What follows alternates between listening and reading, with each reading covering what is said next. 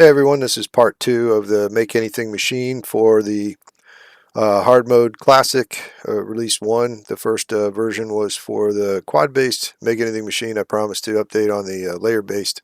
So we're going to look at that today. Let me get out of here.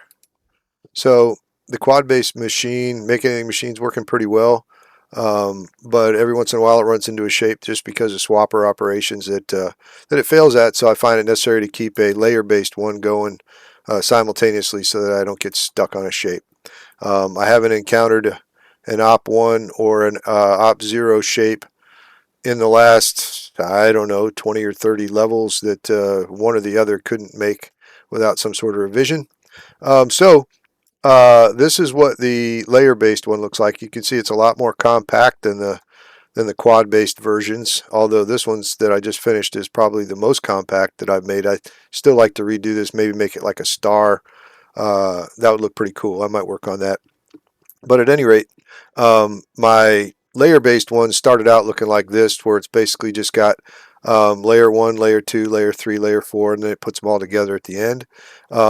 But then I got tired of the latency. It just takes forever for the thing to flush when you put a new shape into it. So I reconfigured it. It's basically the same functionality, just reconfigured into a smaller package that looks pretty cool, actually. I like it. You can kind of see that I've tucked the color fluids underneath, and then got the actual layer producers a little closer together so that there's less latency when you swap shapes. Anyway, let's get into it. Like the other Make Anything machines, it's got trains servicing both the fluids for colors and the shapes for the shapes. Once those shapes get into the pipeline, then each one of these platforms here is the assembler for the layer. And so once the shapes have been determined, which ones come in by this platform here, it's got some base logic that just opens up gates depending on which shape is required for a particular quad. So there's 4 lanes of each shape, and each lane represents one of the quads for that layer. This is the layer in question right here. So it would be allowing circles into those 2 quadrants, and you can see it's doing that there. So this layer, or this platform, gets the base shapes into the proper lanes for making a layer.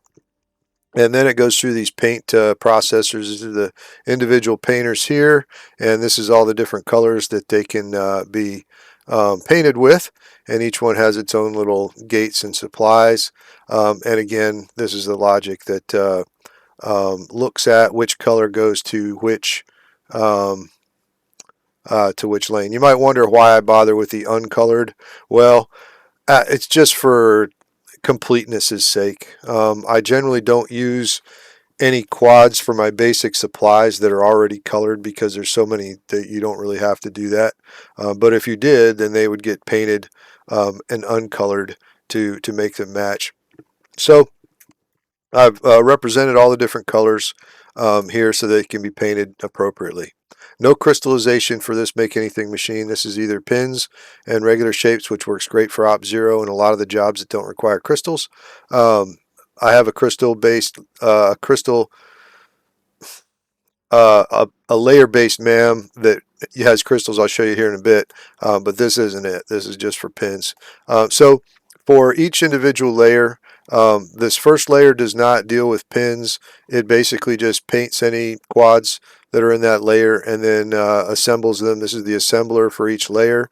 It has to be tolerant of pins, crystals, and nulls. Really, I said crystals here, but this one won't be processing shapes with crystals.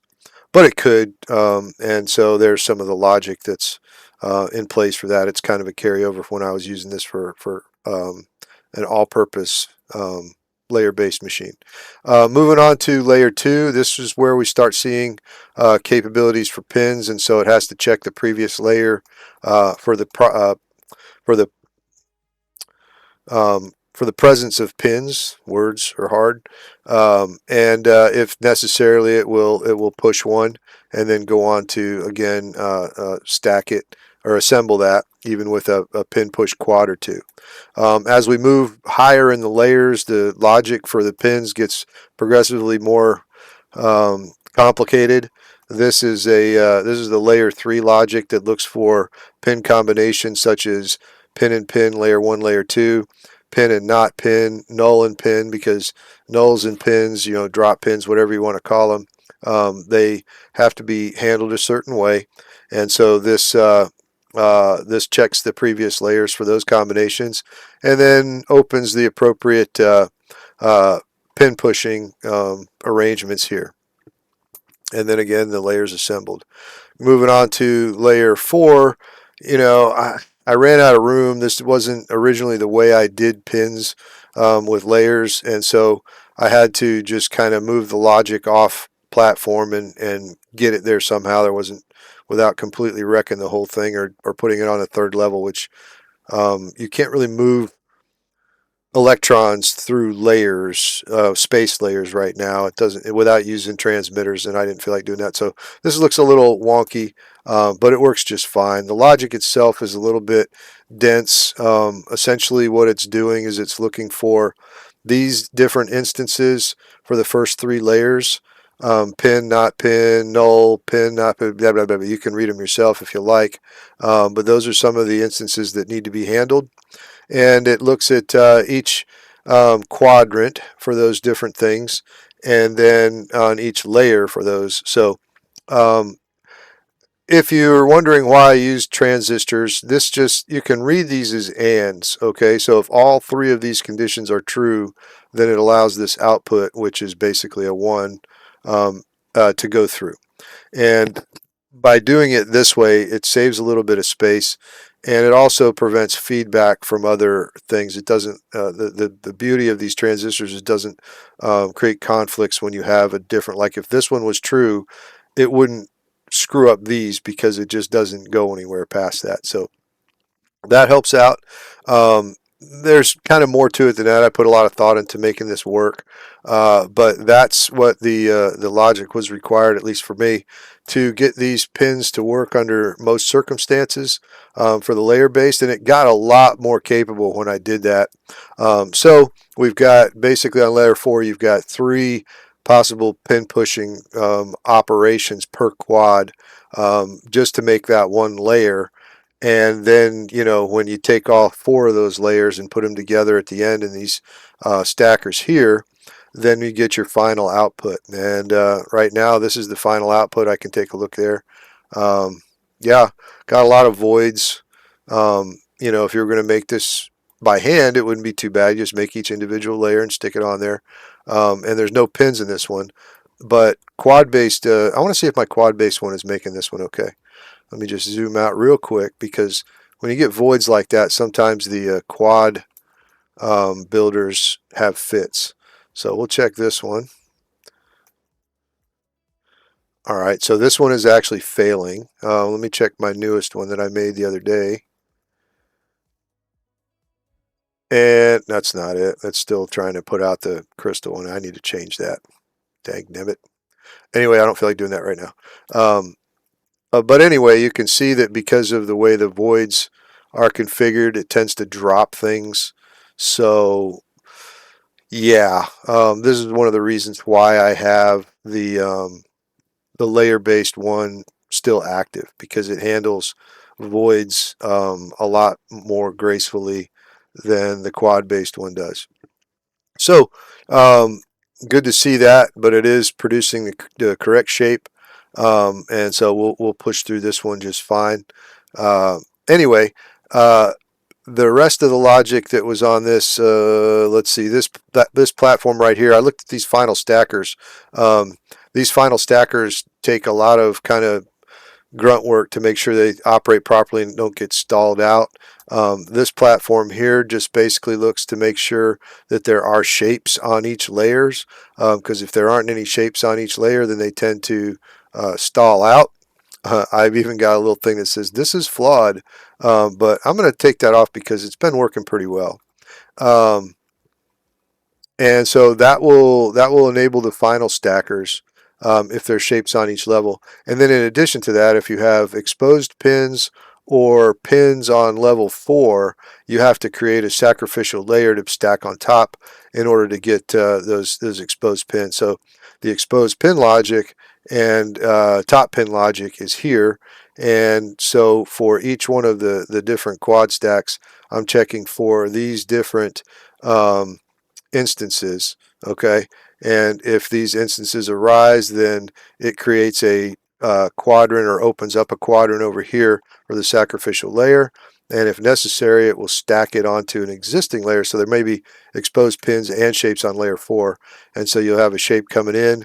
It'll get detoured through here, through the stacker for the exposed pins, and then come back and return to the final stacker. So I've checked it with most of those instances, and it seems to work pretty well. So yeah, the layer-based one is tending to come into its own quite a bit with some of these advanced shapes in Operator 1. More often than not, both the layer-based and the quad-based will make the shape, but there have been instances both where both layer-shaped and quad-based struggle, and so it's good to have both. But I'm getting a lot less failures on the layer-based, so I'm not going to come out right and say which one is superior. But for crystals, there's no question about it. For crystals, the quad-based is far superior because you can do things that you just simply can't do with a layer-based approach. But for Operator 1, voids, and pins, I'm having pretty good luck with this setup right here. So that was kind of what I wanted to touch on for the layer-based Make Anything machine. Advantages and disadvantages to both. One, logic is quite dense and impenetrable for getting pins to work well on the layer-based approach. And on the quad-based, it's just bulky and has a lot of latency when you switch over shapes. But between the two of them, they work pretty well. And so next up, I'm going to be working on reducing latency in all the different Make Anything machines so that when they swap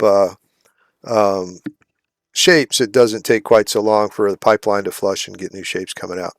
So my next videos will probably be on some shape analysis techniques. You can see I do a lot of that with my Make Anything machines, trying to figure out like what the stacks are comprised of, what's happening on the different layers, and things like that are essential for Make Anything machines. And without diving into the deep end, there's some basic techniques that if you haven't tried it, you can get started with that might make it fun for you to keep rolling. I would advise if you're going to make a Make Anything machine, they don't necessarily have to make every shape in the game right off the bat. It's pretty satisfying to make a standard layer-based Make Anything machine like this, where you make one layer at a time and then stack them together, that will make some of the more basic jobs and things. Like a standard layer-based Make Anything machine will make shapes like this really pretty simply, without any complex logic at all. And you can move your way through a lot of the jobs having just that, like, all the way through, pretty cool looking shapes.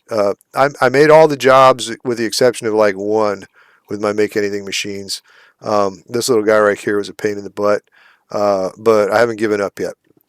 At any rate, that's what I wanted to look at today. And before I start rambling, I'll cut this off. And if you have any questions or want to comment, please do. It helps me out. And yeah, like, comment, subscribe, do all that stuff. And if you watch this far, I appreciate it. Thanks. We'll see you later.